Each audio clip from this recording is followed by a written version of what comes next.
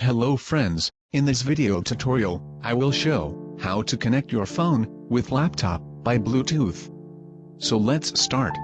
At first, I turn on my laptop Bluetooth from the shortcut icon. Now, go to more Bluetooth settings, and at a time, I turn on my phone Bluetooth. You can see that I already connected with the phone. To connect with a new device, click on Add Device Options. Click Bluetooth for searching new devices. It took a few seconds time for all available Bluetooth devices. This is my mobile phone. Now click for Connect with my phone. Accept this PIN code from your phone and laptop for connecting. Connection done.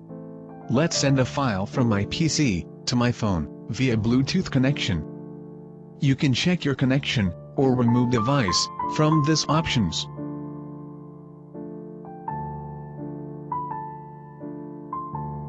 Now I send an image file from my PC to my phone.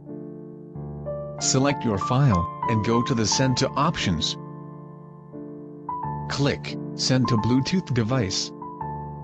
Now, select your device from list. Click Next and wait to connect. After being accepted on my phone, file sending is done via Bluetooth.